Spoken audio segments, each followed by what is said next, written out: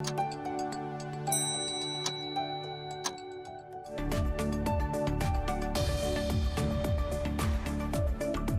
and welcome to Indus News live from Islamabad. I'm Jawad Tehami and these are the headlines.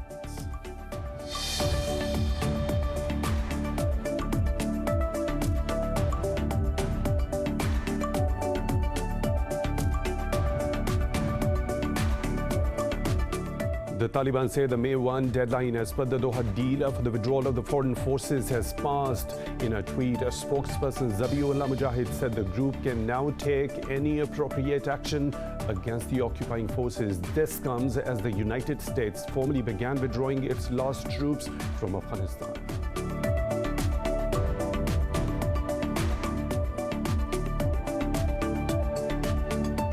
Kyrgyzstan has accused Tajikistan of building up troops and military equipment near the disputed border following deadly clashes. In a statement, Kyrgyzstan's National Security Committee said Tajik forces violated ceasefire by firing on homes in a border village. 41 people are reported killed and over 100 wounded in clashes that broke out because of a dispute over a water reservoir claimed by both sides.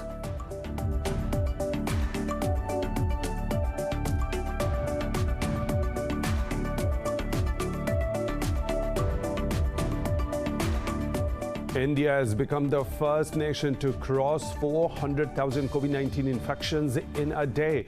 The country also recorded more than 3,500 deaths in the last 24 hours. Pakistan has registered more than 4,600 cases and 146 deaths overnight, with the toll approaching 18,000. Globally, the virus has claimed more than 3 million lives and infected over 151 million others.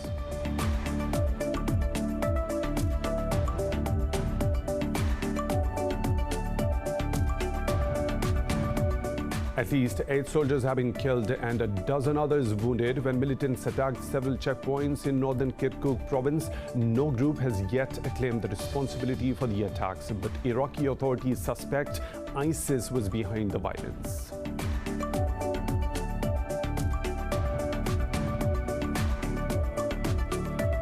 In Myanmar, pro-democracy activists are holding rallies across the country, marking 3 months of the coup. There were reports of several small blasts in different places, including Yangon. According to an advocacy group, security forces have killed at least 759 protesters in the crackdown on dissent.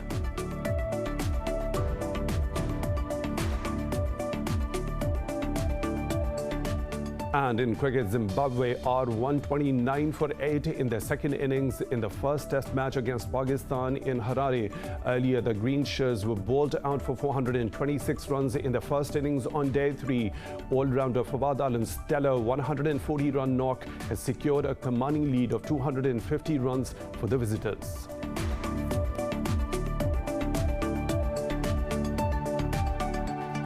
Those were the headlines and detailed stories right after a short break. Stay tuned.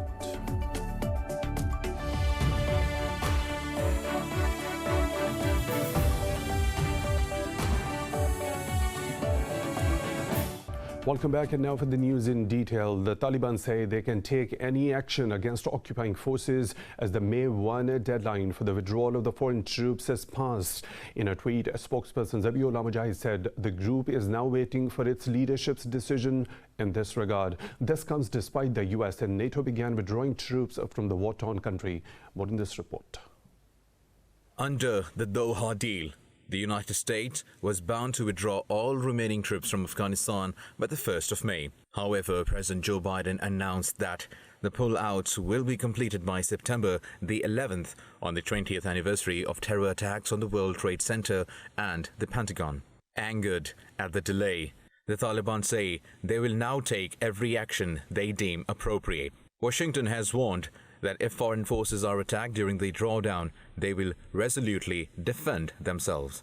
Meanwhile, Afghanistan's High Council for National Reconciliation has reiterated support for a quick restart of intra-Afghan talks.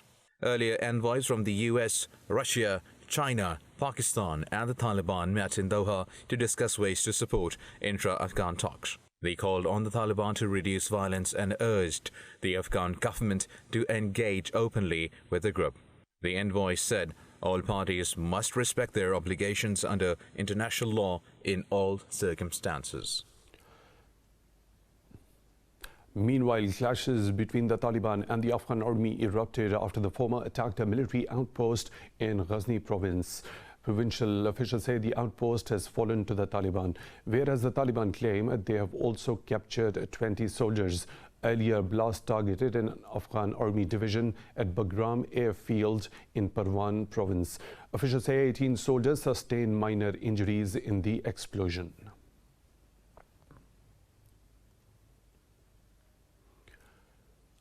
Kyrgyzstan has accused Tajikistan of building up troops and military equipment near the disputed border following deadly clashes. In a statement, Kyrgyzstan's National Security Committee said Tajik forces violated a ceasefire by firing on homes in a border village. The truce was agreed on Thursday, just hours after heavy fighting erupted on the country's long contested border. 41 people are reportedly killed and over 100 wounded in clashes that broke out because of a dispute over a water reservoir claimed by both sides. At the same time, talks continue to settle the conflict with the presidents of both the countries speaking over the phone. They discussed ways to implement the ceasefire and agreed to meet in the second half of May. India has become the first nation to cross 400,000 COVID-19 infections in a day. The country also recorded more than 3,500 deaths in the past 24 hours. Globally, the virus has claimed more than 3 million lives and infected over 150 million. More in this report. India's COVID-19 crisis has plunged the country into an unprecedented catastrophe. While medical experts say real numbers may be 5 to 10 times higher than the official tally. A government forum of scientific advisors says the center ignored warnings of more contagious variants in early March. Meanwhile, in yet another fire at hospital treating coronavirus patients, 18 people, including 2 healthcare workers, have died in western Gujarat state. Several Indian states say they have run out of vaccines. The companies manufacturing vaccines, the Bharat Biotech and Serum Institute India, will not be able to deliver their doses on May 1. So that is why the vaccination drive in Madhya Pradesh will not begin from May 1. The US has imposed new travel restrictions on India from May 4th, barring the entry of most non-US citizens. In Rio de Janeiro, 400 empty body bags lined the sand of a beach as an NGO protested against Brazil becoming the second country to pass 400,000 deaths. The World Health Organization has warned that South America has been suffering from a complicated and severe COVID-19 crisis. Since the beginning of November, Brazil has experienced an acute crisis with increasing cases, hospitalizations, and deaths, including among younger people. During April, intensive care units have been at almost full capacity across the country. WHO also warned that it is still far away from its goal of equitable vaccine access, and supplies sent to COVAX are not sufficient. This comes as the US officially crossed the 100 million mark of people who are fully vaccinated.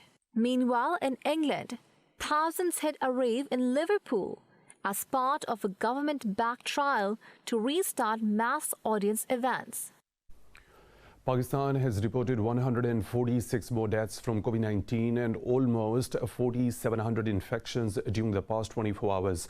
The Health Ministry says the nationwide death toll is approaching 18,000.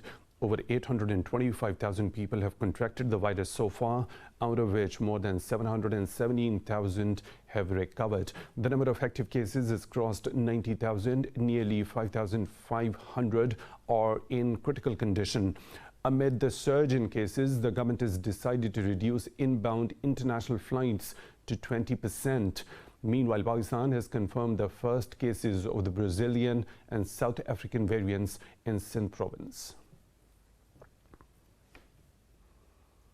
In Iraq, at least 8 soldiers have been killed and a dozen others wounded when militants attacked several checkpoints in northern Kirkuk province. No group has yet claimed the responsibility for the attacks, but Iraqi authorities suspect ISIS was behind the violence. On Friday, 4 Iraqi soldiers were killed in a bomb blast targeting a police patrol in North Baghdad. Chad's ruling military claims it has wiped out several hundred rebels over 2 days of fighting near the northern town of Noko. In a statement, the council said it took around 60 rebels as captives. The military says 6 of its soldiers died in the fighting, while 22 others were injured. The council added that it has successfully repelled a rebel incursion towards Noko. It said the search for the final fugitives continues. The Transitional Military Council seized power after former President Idris Deby's death and promised to hold elections within 18 months. The northern rebels have rejected the council and are fighting the army in the desert. The Democratic Republic of Congo has declared a state of siege in eastern Ituri and North Kivu provinces. A government spokesperson said the move aims to end the unrest, claiming lives every day. The spokesperson said details of the measures will be released publicly in the next few hours. Earlier, President Felix Tshisekedi said he was preparing radical measures to deal with the security situation. An estimated 122 armed groups of varying sizes operate in the mineral-rich eastern DRC. The violent clashes have killed hundreds since the start of 2021 and displaced more than 1.5 million people.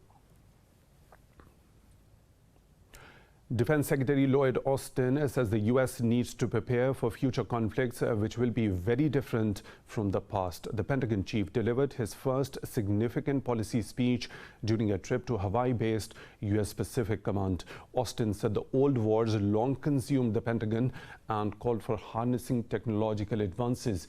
He stressed the need for better integrating military operations globally to understand, decide, and act faster. The secretary said Washington's response to conflicts could be indirect.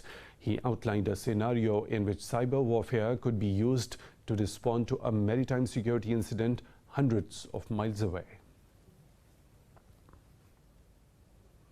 U.S. Secretary of State Antony Blinken says Washington and its allies seek a more constructive relationship with Russia. However, the top U.S. diplomat called on Moscow to honor its international commitments. In a tweet, Blinken said the U.S. condemns Russia's entry ban on EU officials. He termed the move as yet another attempt by Moscow to intimidate its critics. Earlier, Brussels said the latest Russian sanctions on 8 EU individuals seek a confrontation. In a joint statement, the EU leaders termed the move groundless and said it targets the bloc rather than the individuals. In Myanmar, pro-democracy activists are holding rallies across the country, marking 3 months of the coup. In Moniba, Sagaing region, protesters held a May Day strike against the military junta. Protesters also rallied in Mandalay city and the southern town of Davai. There were reports of several small blasts in different places, including Yangon. Meanwhile, UN envoy Christine Schraner-Bergner says the country risks coming to a standstill as violence worsens. According to an advocacy group, security forces have killed at least 759 protesters in the crackdown so far. In China, at least 11 people have died and 102 others injured after a hail thunderstorm hit Jiangsu province. Officials said rescuers have evacuated more than 3,000 people in Nantong city. Reportedly, the extreme weather has affected more than 13,000 people in several cities. Strong winds during a thunderstorm downed trees led to the collapse of buildings and blew people into the river. Elsewhere, 11 people drowned after their fishing boat capsized. 2 of them have been rescued, while the search for 9 others is underway. After overnight repair, the power supply has been resumed in some areas and debris clearing is underway.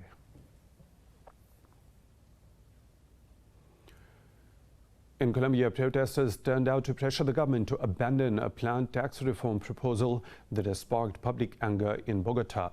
People threw Molotov cocktails and rocks as the police used tear gas and a water cannon. Demonstrators blocked streets with burning barricades and scattered debris across the roads. Bogota altered its proposed tax reforms to not include sales tax on food, utilities or gasoline. Officials say the government is willing to modify the reform but will not withdraw it, as the passage of this bill is key to stabilizing public finances and keep social programs running. Turkey has started construction of the second Miljam-class corvette warship for the Pakistan Navy. Pakistan Navy Commodore Ehsan Ahmed Khan attended the keel-laying ceremony in Istanbul. Speaking at the occasion, Khan termed the event as a defining moment for the two strategically aligned nations. Meanwhile, Islamabad says China has also begun the construction of a third O-54A frigate for the Pakistan Navy. A ceremony to this effect was held at Hudong Zonghua shipyard. A Navy spokesperson said both the ships will be laced with modern technology, equipment and sensors. He said the induction of these ships will help maintain a balance of power in the Indian Ocean. More stories to follow right after a short break. Stay tuned.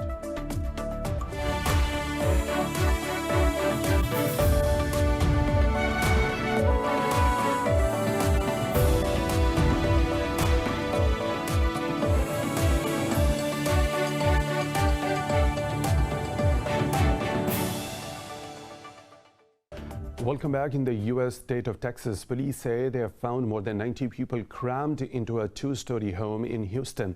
They suspect the home was being used in a human smuggling operation. Talking to the media, Houston Police Assistant Chief Darren Edwards said officers were responding to reports of a kidnapping. Edwards noted several victims showed symptoms of COVID-19 infection, including fever. He added all persons, comprising women mostly, have been removed from the house. No arrests have been made so far, but Homeland Security investigations will lead a smuggling probe. German NGO Sea Watch International says it has rescued 308 migrants off the Libyan coast in the last 48 hours. In a statement, the NGO said they found 4 boats in distress in the Mediterranean Sea. It said the migrants, including women and minors, were adrift at sea in rubber boats. According to the UN, some 480 people have perished in the central Mediterranean so far this year.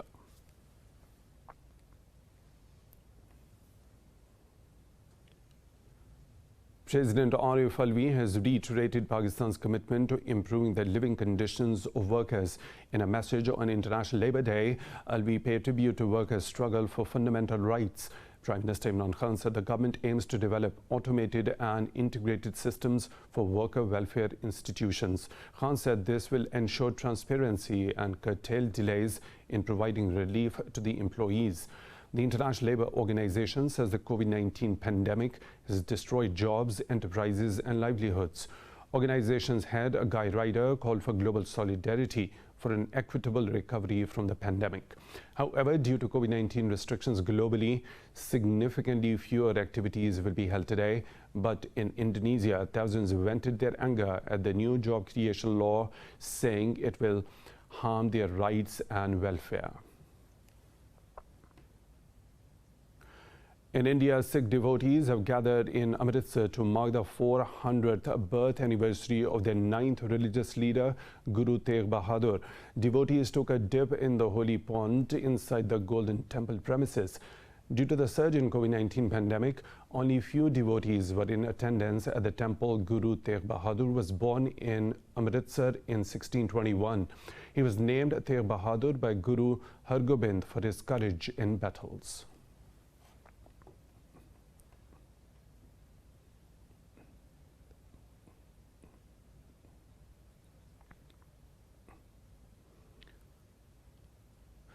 New York's Empire State Building celebrates its 90th anniversary on Saturday. Many celebrities and sporting icons have posed for paparazzi on the 86th floor observation deck.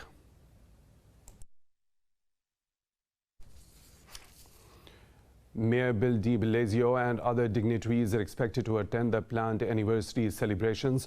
The 443-meter tall building was constructed during the Great Depression in just 1 year and 45 days. For almost 40 years, from 1931 until 1970, it claimed the title of the world's tallest building. Now, the building is the 7th tallest in New York. It hosted popular annual events like the Valentine's Day weddings and Empire State Building run-up before COVID-19.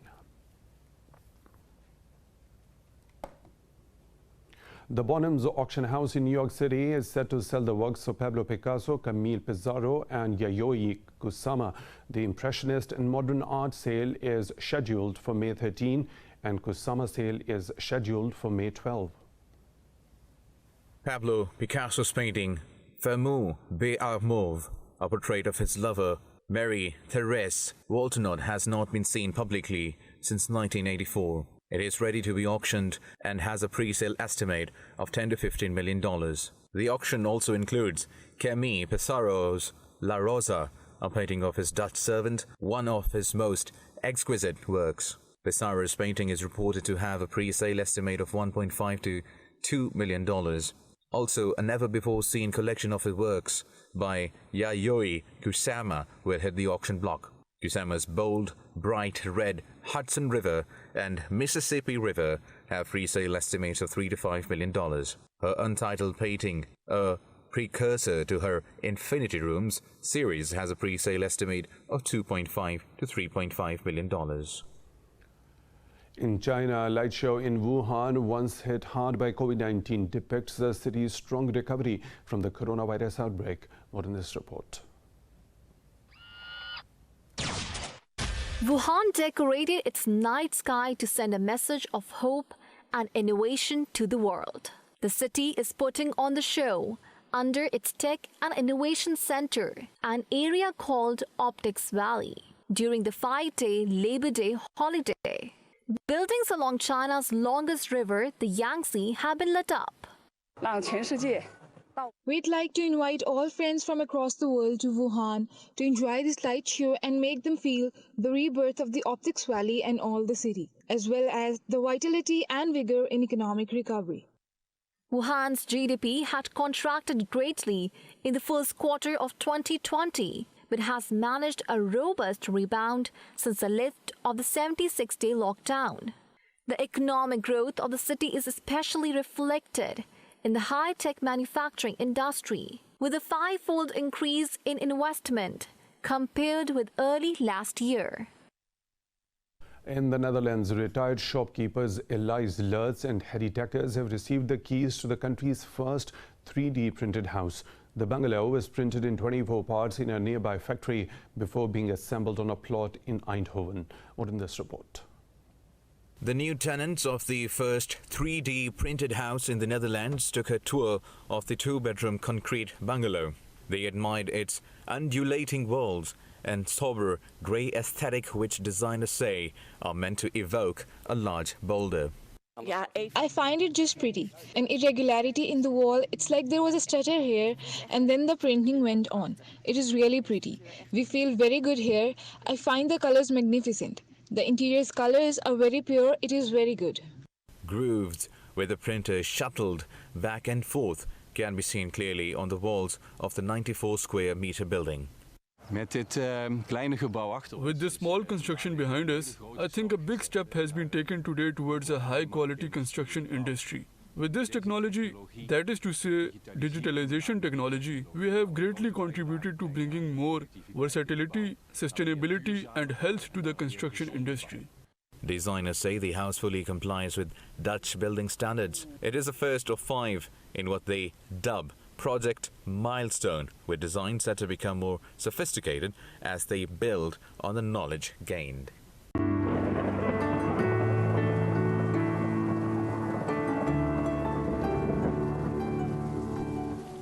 Another weather situation from around the globe.